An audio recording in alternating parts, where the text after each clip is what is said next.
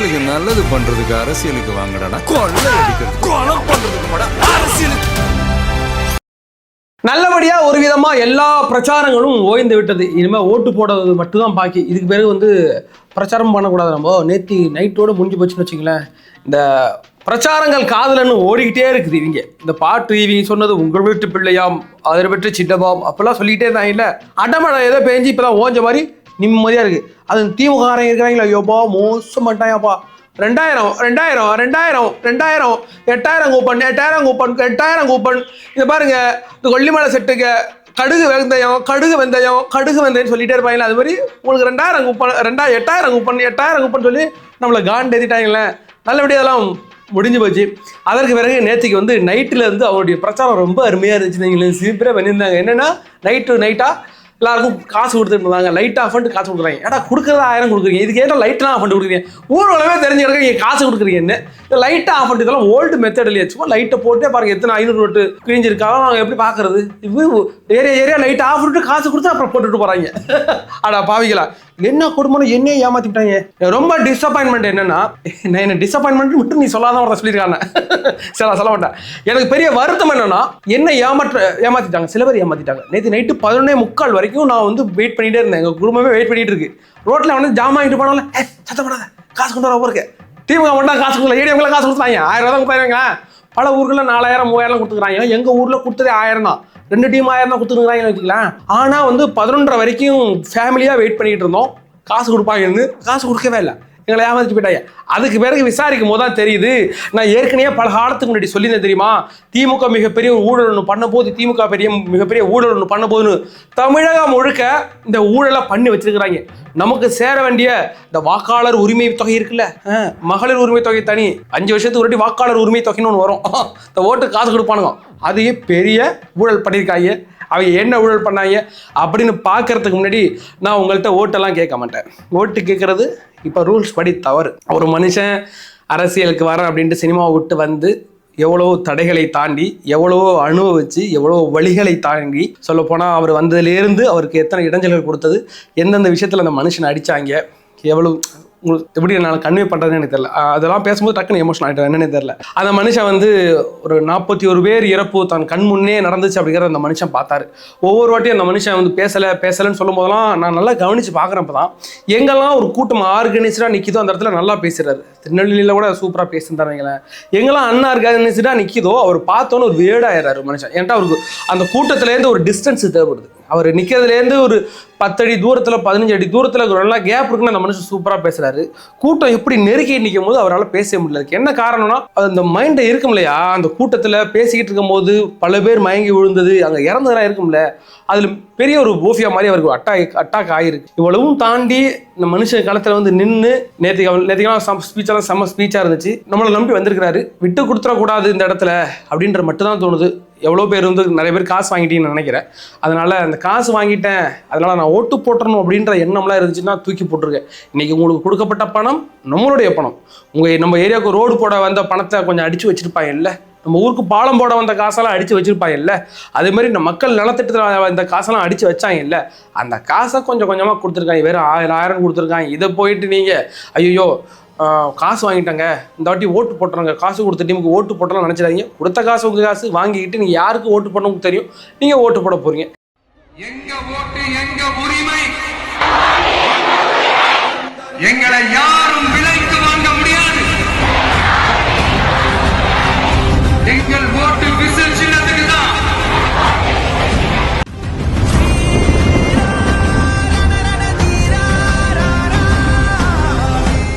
எங்களோட வீடியோக்களை பாருங்க, சேனலை சப்ஸ்கிரைப் பண்ணி வச்சுக்கிடுங்க, லைக் பண்ணுங்க, ஷேர் பண்ணுங்க, உங்களுக்கு தாழ்மையான கருத்துக்களை கமெண்ட் பண்ண போறீங்க. அவ்வளவுதான். இதுல எனக்கு மிகப்பெரிய வருத்தம் என்ன, நான் ஊருக்குள்ள கொஞ்சம் பெரிய ஆள்னு வச்சுங்களேன், என்ன நம்பி ஒருத்தன் காசு கொடுக்கல, என்னுடைய உரிமை தொகை வாக்காளர் உரிமை தொகை கொடுக்கலங்கிறதே எனக்கு செம்ம கடுப்புன்னு வச்சுக்கலாம்.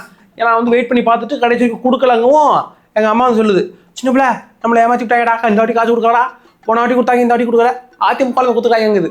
போன 5 வருஷமா ஏமாத்திக்கிட்டு இருந்தாங்க, அது உனக்கு தெரியல, உனக்கு 2000 கொடுக்கல 3 ஓட்டுக்கு, அது ஒரு பெரிய மேட்டரா, சரி விடுமா அப்படின்ட்டு தெரியும் காசு கொடுக்கலைங்களே.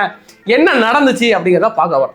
இந்த திமுக மிகப்பெரிய ஊழலை பண்ண போகுதுன்னு நான் உங்கள்கிட்ட எப்போ சொல்லியிருந்தேன்? எப்படியும் ஒரு 2-3 வாரம் இருக்கு நினைக்கிறேன். திமுக வந்து ஒரு ஊழலை பண்ண போறாங்க, அவங்களுக்குலாம் வந்து வாழ்த்துக்கள், அவங்க அப்ரிஷியேட் பண்ணுவோம். ஏன்னு கேட்டிங்கன்னா அந்த ஊழல் நமக்கு பலன் அளிக்க போகுதுன்னு சொல்லி ஞாபகம் இருக்கா?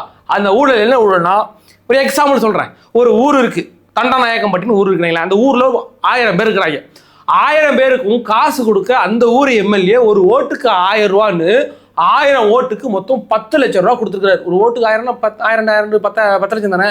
நான் ஸ்டாலின எனக்கு தெரியும்ட கரெக்டா 10 லட்சம் கொடுத்துக்கிறாப்புல. அந்த ஊரில் உள்ள செயலாளர்கள் தான் 2 பகுதியாக பிரித்து கொடுப்பாங்க. இந்த மேல் பகுதி, இந்த கீழ் ஏரியா, அதாவது ஊரை 2ஆக பிரித்து அந்த ஏரியாக்கு நீ கூட இந்த ஏரியாக்கு நீ கூடன்னு 5 லட்சம் பிரிச்சுக்கிட்டாங்கன்னு வச்சுங்களேன்.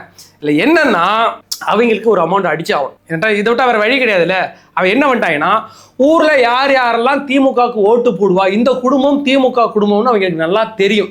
இந்த குடும்பம் அதிமுக குடும்பங்கிறது அவங்களுக்கு நல்லா தெரியும். இந்த குடும்பம் வந்து தவக்காவுக்கு ஓட்டு போடுற குடும்பம், இவங்க நமக்கு ஓட்டு போடாத குடும்பம் நல்லா தெரியுங்களா. ஒரு இந்த பகுதியில் 500 குடும்பம், 500 ஓட்டு, இந்த 500 ஓட்டு, இந்தண்டா 5 லட்சம், எந்தண்டா 5 லட்சம் வைங்களேன். அவங்க கணக்கு எடுத்துட்டாங்க. அதாவது இதெல்லாம் திமுக குடும்பம், இதெல்லாம் திமுக குடும்பம்ட்டு இந்த 500 பேரில் மொத்தம் 150 to 200 பேர், 200 பேர் தான்டா திமுக காரன். 200 பேருக்கு மட்டும் காசு கொடு, மற்றவனுக்கு கொடுக்காத. இது நிறைய பேர் போய் கேட்டிருக்காங்க, எங்களுக்குலாம் பணம் வரல, இந்த பக்கத்தில் பணம் வரலங்க, நீங்க தான் திமுக ஓட்டு போடலையே, உங்களுக்கு எதுக்கு பணம் அப்படின்ட்டு கொடுக்கல. அடா பைத்தியக்கார பயிலோல, டேய் எவன் திமுக ஓட்டு போடலையோ அவனுக்கு கொண்ட காசை கொடுத்தாதாண்டா அவன் மன மாதிரி ஓட்டு போடுவான். நீங்க திமுக குடும்பத்தில் கொண்ட ஓட்டு பணத்தை கொடுத்தா பணத்தை வாங்கிட்டு அவன் திமுக தான் போட போறான். நீ பணத்தை கொடுக்க மாதிரி திமுக தான் ஓட்டு போட போறான் ஏன்டா அவன் திமுக காரன். ஆனா நீ யாருக்கு கொடுத்துருக்கணும், அதிமுக காரனுக்கும் தாவேக காரனுக்கும் காசை கொடுத்தாதான் அவன் என்ன செய்வான், ஐயோ பணத்தை வாங்கிட்டேமேன்னு உனக்கு கொண்டாந்து ஓட்டை போடுவான். இந்த சிம்பிள் லாஜிக்கோட தெரியாம ஒரு ஊர்ல குறைஞ்சபட்சம் 1000 பேருக்கு கொடுக்க வேண்டியதில்லை. எவ்வளவு கொடுக்குறாங்கன்னா 400 பேருக்கு கூட முழுசா கொடுக்கல. 400 to 450 தான் கொடுத்துருக்காங்க. பாக்கி காசெல்லாம் அடிச்சு சோஃபால விட்டுட்டாங்க இந்த ஊராட்சி செயலாளர்களா. இது எல்லா ஊர்கள்லையுமே தமிழ்நாடு முழுக்க நடந்திருக்கு. அதனால தான் சொல்கிறேன், இந்த பணத்தை கொடுத்துட்டாங்க, அதனால ஓட்டு பர்சன்டேஜ் என்ன ஆகிடுமோ ஏதாயிடுமோ பெருசாக பயப்பட தேவை கிடையாது. ஏன்னு கேட்டால் திமுக காசு கொடுத்தது ஃபுல்லாக யாருக்கு காசு கொடுத்துருக்காங்கன்னா அது அந்த திமுக காரனுக்கு தான் காசு கொடுத்துருக்காங்க. அதிமுக காரனுக்கும் தாவேக்காரனும் அவனுக்கு காசு கிடையாதுன்ட்டாங்க. அந்த கடுப்புலேயே 10 பேர் இருக்கிறாங்க. எனக்கு நீ காசு கொடுக்கலையா, போடுறா நான் 10 ஓட்டை கலைக்கிறேன்னா கலைச்சிட்டு இருக்கிறாங்களே. இப்படி பெரிய ஊழல் பண்ணியிருக்காங்க. இந்த ஊழல் நமக்கு வந்து மிகப்பெரிய அளவில் பலன் கொடுக்க முடியும் பார்க்கலாம். ஆனால் அதிமுக காரங்க வந்து ரொம்ப டீசெண்டான ஆள் வந்து வந்துட்டு, தம்பி நீங்கள் ஒன்றும் தப்பாக நினச்சாதீங்க, எங்களுக்கு தெரியும் நீங்கள் யாருன்னு ஏதோ கையில் சும்மா வச்சுக்கணும், வச்சு பிடிங்க தம்பி, நீங்கள் யாருக்கு ஓட்டு போடுவோம் போடுங்க, உங்களுக்கு நல்லா தெரியும், நீங்கள் போடுங்க தம்பி. ரொம்ப பாரு அவன் அப்ரோச்சே சூப்பராக இருக்கியா, கொண்டாந்து நீ இந்த அதிமுக தான் ஓட்டு போடு, நீ ரெட்டலைக்கு தான் ஓட்டு போடணும்னு எதுவுமே சொல்ல, பிடிச்ச கையில் வச்சுக்கிட்டு, தம்பி நீங்கள் தெரியும், உங்களுக்கு எல்லாமே நல்லா தெரியும் தம்பி, உங்களுக்கு இந்த அரசியலாக நல்லா பேசுறீங்க, உங்களுக்கு தெரியும், பார்த்து பக்குவமாக போடுங்க அப்படின்ட்டு போயிட்டாங்க. ஆடா பாவிகளா, இவ்வளோ அப்பாவியான ஒரு அதிமுககாரன் நான் பார்த்ததே கிடையாது. அப்படியாக நிறைய அளவில் நீங்கள் பணம் கொடுக்கப்பட்டிருக்குது, எல்லாம் முடிஞ்ச அளவுக்கு பணத்தை வாங்கிட்டு வாக்காளர் உரிமை தொகை உங்களுக்கு வரவில்லை என்றால் உங்கள் ஏரியா திமுக செயலாளரையோ அதிமுக செயலாளரையோ உடனே கான்டாக்ட் செய்து நீங்கள் வந்து எங்களை ஏமாற்ற பார்க்காதீங்க அப்படின்னு சொல்லி பணத்தை வாங்குற வழியா பாருங்க. அப்புறம் வந்து நிறைய பேர் கேட்டிருந்தீங்க, இந்த ஓட்டு போடுறது இந்த பூத் ஸ்லிப்பை வச்சு ஓட்டு போட்டலாமா அப்படின்னு. பூத் ஸ்லிப் அப்படிங்கிறது ஓட்டு போடுறது கிடையாது. அதாவது உங்களுக்கு அங்கே ஓட்டு இருக்குங்க, இந்த ஸ்லிப்பை பாருங்கன்னா அதோட காப்பி வரும். நீங்கள் வந்து ஓட்டு போடணும்னா அதுக்கு சில டாக்குமெண்ட்ஸ்லாம் இருக்குது. ஒன்று ஓட்டர் ஐடி, 2வது ஆதார் கார்டு, இல்லைனா லைசன்ஸ் இருந்தால் லைசன்ஸ் கொண்டு போகலாம். அதுக்கு பிறகு பேங்கோட பாஸ்புக் இருந்தால் பாஸ்புக் கொண்டு போகலாம். அது பிறகு அந்த லோக்கல் இருக்குல்ல அஞ்சல் போஸ்ட் இருக்குல்ல, அஞ்சல் தலை, அதில் உள்ள கொடுப்பாங்கல்ல ஒரு பாஸ்புக், அது இருந்தால் எடுத்துகிட்டு போகலாம். அதற்கு பிறகு நீ என்னென்னு பார்த்தீங்கன்னா பேன் கார்டு, இந்தியன் பாஸ்போர்ட்டு, அதற்கு பிறகு வந்து மத்திய மாநில அரசு பெற்ற ஐடி, அதாச்சும் நீங்கள் கவர்மெண்ட் ஜாப்லாம் இருந்தால் அது ஈஸியாக இருக்குன்னு வச்சுங்களேன். அதே மாதிரி தேர்தல் ஆணையத்தால் வழங்கப்படும், அவ்வளோதான். மகாத்மா காந்தி ஊரக 100 நாள் வேலை திட்டத்தில் உள்ள காட்டலாமா போடலாம், பரவாயில்லையே. மகாத்மா காந்தி ஊரக வேலை வாய்ப்பு உறுதி திட்டத்தில், அதாவது நீங்கள் 100 நாள் வேலை திட்டத்தில் கார்டு கொடுத்துருப்பாங்கல்ல, அந்த கார்டை வச்சு கூட போடலாம். இப்போ புரியுதா, ஆதார் கார்டு, லைசன்ஸு, அதற்கு பிறகு 100 நாள் வேலை திட்டம், பாஸ்புக்கு, பேங்க் பாஸ்புக்கு, அதுக்கு பிறகு பாஸ்போர்ட்டு, அது மாதிரி ஒரு 13 இது இருக்குது. அதில் நீங்கள் என்னன்னாலும் கொண்டு போகலாம். அதை பற்றி பயப்பட தேவையில்லை. நான் ஏற்கனவே சொல்லியிருந்தேன், நாளைக்கு இந்த பூத் ஏஜெண்ட் எந்த அளவுக்கு விழிப்பார்க்கணுங்கிறது ஆல்ரெடி நான் சொல்லிட்டேன். மறுபடியும் சொல்றியாடா அப்படின்னு நினைக்காதீங்க. மறுபடியும் சொன்னால் உங்களுக்கு இப்போ பதியும். அது வந்து ஒரு சைக்காலஜிக்கலான ஒரு அட்டாக். அதனால தான் விஜய் அவர்கள் அவர் சொல்லும் போதெல்லாம் சொல்கிறார்ல, உங்கள் அண்ணன் உங்கள் தம்பி இவ்வளோ வழிகளை தாக்கி வந்திருக்கிறேன் அப்படின்னு சொல்கிறது மக்கள் மனசில் பதிய வைக்கிறது. அதே தான் நான் உங்கள்ட்ட சொல்கிறேன். ரொம்ப கவனமாக அந்த பூத் ஏஜென்ட்லாம் இருக்கணும். சரியாக ஒரு 5:30 மணிக்கெல்லாம் காலையில் போயிட்டீங்கன்னா மிக சிறப்பு. 5:30 மணிக்கு போயிட்டு அங்கே அந்த மோக் போல் ஒன்று நடத்துவாங்க, எப்படி பண்ணுறது அதுக்கு சைன் போட்டுட்டு அப்படியே இருங்க. வரவங்களா நல்லா கவனிங்க, யார் என்ன அப்படிங்கிறத கவனிங்க. அதுக்கு மாதிரி அந்த இவிஎம் மிஷினில் பிரச்சனை அப்படின்னு பிரச்சனை கலப்புவாங்க.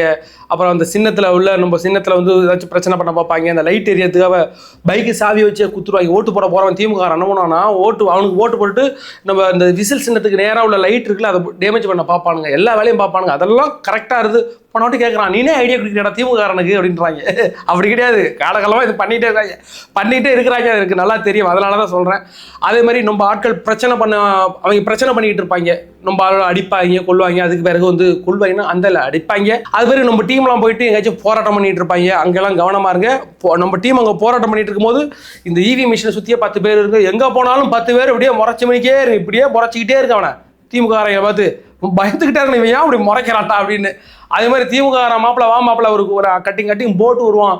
சூடான வீடில் சூடான மனிதர்கள் மாப்பிள்ளைட்டு கட்டி போட விட்டா போயிடாதீங்க, புரியுதா? சாயந்தரம் பிறகு போனால் போயிடுவாங்க. ஒரு கட்டி போட்டுக்கிட்டு அது உங்களுடைய தனிவட்ட விருப்பம். ஆனால் குடிக்காதீங்க, அதான் தப்பு. ஒயின் ஷாப் வேற லீவில் இருக்க அப்புறம் நீங்கள் எங்கே குடிக்க போறீங்க? அதனால அந்த திமுக காரனும் அதிமுக காரங்களும் யாராவது மாப்பிள்ளை கட்டிங் போடலாம் மாப்பிள்ளைங்கிட்ட, மாமா 6 மணி ஆகட்டும் நான் உங்களை சேர்ந்து போறேன்டா அப்படின்னா கூட சொல்லிட்டு இருக்கேன். அதனால அவங்க பக்கமெல்லாம் தலையை வச்சு படுக்காதீங்க. அதனால உங்க ட்ரிகர் பண்ண பார்ப்பானுங்க. அதுமானுங்க இதுமானுங்க தற்கூரிமானுங்க, அதை பற்றி ஒரு வார்த்தை கூட கட்டுக்காதீங்க. செவனேன்னு உங்கள் வேலையை பாருங்க. பார்த்துட்டு அமைதியான முறையில் எங்கேயும் சண்டை வளர்க்காதீங்க. அவங்களே உங்கள்கிட்ட சண்டை போடுற மூல இருந்தாலும் அமைதியாக அப்படின்னு வெளில வந்துருங்க. அதுதான் நமக்கு நல்லது. இப்படியே எந்த அளவுக்கு தற்பொழுது எல்லாம் முடிஞ்சு கரெக்டான நேரத்தில் வந்திருக்கிறோம். போர் நடக்க போகிறது. போர் எப்படிப்பட்ட போர் என்கிறது உங்களுக்கு நல்லாவே தெரியும். இன்னைக்கு வந்து ஓட்டு போடுவதற்காக சென்னையிலேருந்து அப்படியே கூட்டமா எப்படி 1 லட்சம் பேர் 2 லட்சம் பேர் வந்துருப்பாங்க. நேற்றுக்கு அவ்வளோ கூட்டம் ஏறி கரையை கட்டி ஏறிக்கிட்டு வராங்க. எல்லாம் சொந்த ஊருக்கு. என்ன காரணம்? இத்தனை வருடம் இல்லாத இந்த எழுச்சி எங்கேருந்து வந்துச்சுன்னா, தலைவர் விஜய் என்ற ஒரு நபரை தேர்ந்தெடுப்பதற்காக எல்லாரும் பயணப்பட்டு வந்துகிட்டு இருக்காங்க. அப்படிங்க பார்க்கும்போது எனக்கு ரொம்ப சந்தோஷமா இருக்கு. இப்போ பார்க்குறேன், பெங்களூர்ல இருந்து ஓட்டு போட வந்த 3 பேர் அவர் ஆக்சிடென்ட்ல இறந்து போனதை பார்க்குறேன். சதீஷ் அப்புறம் இன்னும் சம்திங் 2 பேர் இருக்காங்க, இறந்து போயிட்டாங்க. அந்த நபர்கள் கூட யாருக்காக ஓட்டு போட பெங்களூர்ல இருந்து இங்கே வந்திருப்பாங்கிறது என்னால் இங்கே கணிக்க முடியாது. பட் அந்த உயிர்களும் இன்னைக்கு பறி போயிருக்குறாங்க. ஏன் இதை மேட்டர் நான் சொல்ல வரேன்னா, விஜய் என்ற ஒரு நபரை தேர்ந்தெடுப்பதற்காக இந்த தமிழகம் இழந்து கொண்டிருக்கிறது இல்லை. இந்த விர்ச்சுவல் வாரியர்ஸ் இழக்கிறது பல. அவனுக்கான நட்பை இழந்துட்டான். நிறைய பேர் சண்டை போட்டுட்டானுங்க, நிறைய பிரச்சனைகளை சுமக்கிறானுங்க, சண்டை போட்டு ஜெயிலுக்கு போயிட்டாங்க, கேஸ் வாங்கிட்டாங்க. எல்லாத்துக்கும் ஒரே ஒரு காரணம், விஜய் என்ற ஒரு நபர். அந்த நபரை எப்படியாவது இந்த சிஎம் சீட்டில் உட்கார வைக்கிறது ஒட்டுமொத்த தமிழக இந்த இளைஞருடைய கனவுகளை நோக்கி நம்மளாம் நகர்ந்துகிட்டு இருக்கோம். சந்தோஷம். ஏன்டா இத்தனை வருடங்களில் இல்லாத ஒரு எழுச்சி உண்டாயிருக்குன்னா உண்டாயிருக்கு. எனக்கு தெரிஞ்சு அந்த எம்ஜிஆர் காலத்தில் அறிஞர் அண்ணா 1967 வந்தப்பையோ, அதுக்கு பிறகு எம்ஜிஆர் அவர்கள் 1972 வந்தப்பையோ இந்த அளவுக்கு ஒரு எழுச்சி இருந்துச்சாங்கிறது எனக்கு தெரியல. அப்போல்லாம் நம்ம இல்லை. பட் கண்கூடா மிகப்பெரிய ஒரு எழுச்சியை பார்க்குறோம். இந்த எழுச்சி என்னன்னா அமைதியான எழுச்சியாக இருக்குது. இதே நம்ம நேபாளில் நடந்த மாதிரியோ, இல்லைன்னா ஸ்ரீலங்காவில் நடந்த மாதிரியோ, பங்களாதேஷில் நடந்த மாதிரியே வன்முறை இல்லாத வீட்டில் இப்பெல்லாம் அந்த குட்டி பிள்ளைங்கெல்லாம் பிரச்சாரம் பண்ணிட்டு இருக்கலாம் பார்க்க ரொம்ப சந்தோஷமா இருக்கு. அந்த மனுஷன் சரியான இடத்துல சரியான ஒரு போட்டு விட்டாப்பல. நேற்றுக்கு இந்த மாமாவுக்காக நீங்கள் ஏதாச்சும் செய்யணும்னா ஓட்டு போட சொல்லுங்கன்னு நிறையா பேர் வீட்டில் மனுஷன் தூங்க வரல ஓட்டு போட்டுட்டு கொண்டாந்து காமிக்கிற வரைக்கும் அந்த மனுஷன் அந்த பாப்பா அந்த பிள்ளைங்கள்லாம் தூங்க விடாத பிறகு அந்தளவுக்கு மிகப்பெரிய எழுச்சியை நோக்கி தமிழகம் கடந்துகிட்டு இருக்கு. நாம் வாழ்கிற இந்த சமகாலத்தில் ஒரு எழுச்சி உண்டாயிருக்குன்னு நினைக்கும் போதே எனக்கு ரொம்ப சந்தோஷமா இருக்கு. ஏன்னு கேட்டிங்கன்னா, உங்களுக்கும் எனக்குமான சில வித்தியாசங்கள் இருக்கும். ஏன்னு கேட்டிங்கன்னா, உங்கள் எல்லாருக்கும் ஒன்று விஜய் அவர்களே அந்த இடத்துல கொண்டாந்து உட்கார வைக்கணும் அப்படிங்கிறது மட்டும்தான் இருக்கும். ஆனால் எனக்கு திமுகன்ற கட்சி அழிக்கப்பட வேண்டும், ஒழிக்கப்பட வேண்டும். அதே மாதிரி இன்னைக்கு புரோக்கர் ஏஜெண்டாக மாறி இருக்கிற நாம் தமிழர் கட்சி அழிக்கப்பட வேண்டும், ஒழிக்கப்பட வேண்டும். அதற்கு பிறகு மதவாதி சக்தியோட இன்னைக்கு சேர்ந்துக்கிட்டு இருக்கிற எனக்கு அதிமுகவெல்லாம் ஒழிக்க நடிக்கலாம் இந்த அப்படிலாம் கிடையாது. எடப்பாடி மேலே எனக்கு மிகப்பெரிய ஒரு நம்பிக்கை, எனக்கு ஒரு பாசமே இருக்குன்னு வச்சுங்களேன். அவர் ஒரு வெள்ளந்தியான மனுஷன். அரசியலில் ஒரு பொலிட்டிக்கல் பண்ணுவார், ஒரு கட்சியால் தூக்குவார். அன்னைக்கு கரூர் ஸ்டேட்மெண்ட் நடக்கும்போது கூட நமக்குன்னு முதல்ல வந்து குரல் கொடுத்த மனுஷன் எடப்பாடி பழனிசாமி அவர்கள். இந்த வருங்காலங்களில் திமுகங்கிற ஒரு கட்சி அழிச்சு தாவேக்காவா அதிமுகவா இருந்தால் நான் ரொம்ப சந்தோஷப்படுவேன். ஏன்டா அன்னைக்கு அவங்கெல்லாம் இந்த பிஜேபி எல்லாம் இல்லாமல் இருந்தால் சந்தோஷமா இருக்கும். அப்படிப்பட்ட ஒரு நல்ல மாற்றத்தை நோக்கி இந்த தமிழகம் நகர்ந்து கொண்டிருக்கிறது. தமிழக மக்களாகி நீங்கள் யோசிக்க வேண்டும்.